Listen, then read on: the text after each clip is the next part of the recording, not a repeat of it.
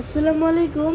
আজকে আমরা করব যে কিভাবে ইমপ্রপার ফ্র্যাকশনকে মিক্সড ফ্র্যাকশনে নিতে হয়। সো এখানে দেখছেন আপনারা 11/5 আছে, আমরা ইকুয়াল টু দেব, দিয়ে এটা হচ্ছে ডিভাইজার ধরবো আর এটাকে ধরবো আমরা ডিভাইডেন্ট। তো আমরা এটাকে 5 লিখবো, লেখার পরে এখানে লিখবো 11। তো এবার আমরা ভাগ করব। তো 5 2 10 হয়, এর বেশি হলে বড় হয়ে যায়। তো এখান থেকে আমরা 1 নামাবো। নামানোর পরে এখন এখানে যে নাম্বারটা হয়েছে এটা quotient.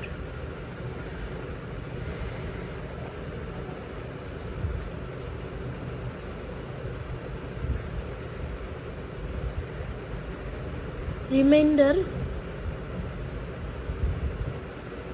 and this is divisor. So এর সূত্রটা হচ্ছে যে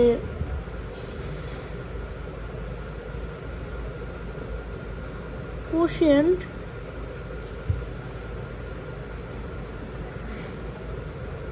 রিমাইন্ডার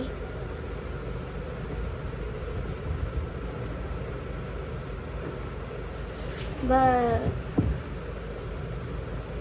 ডিভাইজার।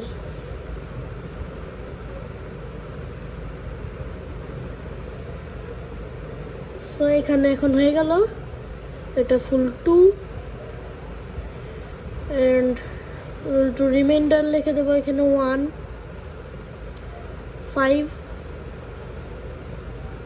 ডিভাইজার লিখে দেবো নিচে 5। সো এটা হয়ে গেল আমাদের ইমপ্রপার ফ্র্যাকশন থেকে মিক্সড ফ্র্যাকশন। এবার আমরা দেখব মিক্সড ফ্র্যাকশন থেকে কিভাবে ফ্র্যাকশনে নেওয়া যায়। তাহলে আমরা এখানে লিখে নেব 2/2 1/5। সো এটার সূত্রটা হচ্ছে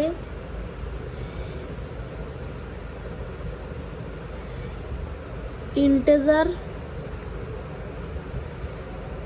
ইনটু denominator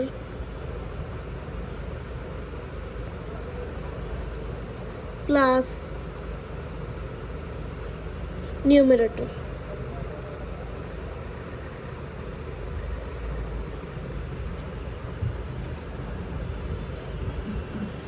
আপনারা এখানে সব দেখতেই পাচ্ছেন।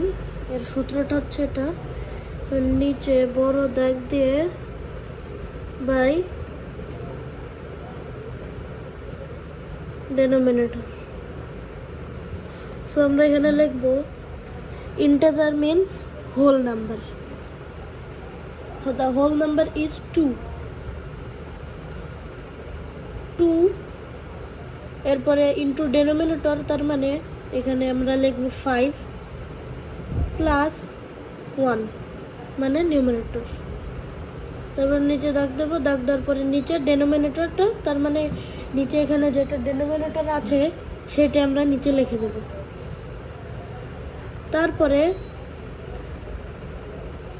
মানে যারা পারবেন তারা একবারে করতে পারবেন, আর যারা না পারেন তারা ভেঙে ভেঙে মানে আগে মাল্টিপ্লিকেশন করে সেটা নিচে লেখে তারপরে +1 করে প্লাস এত করে দিতে হবে। কিন্তু আমি পুরোটা একসাথে পারি তাই আমি এখন করছি 2 5 10 প্লাস 1 11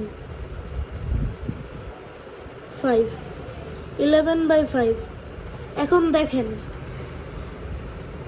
এইখানে যে নাম্বারটা ছিল মানে উপরে হচ্ছে 11/5, 11/5কে ভেঙে আমরা এটাকে মিক্সড ফ্র্যাকশনে এনেছি।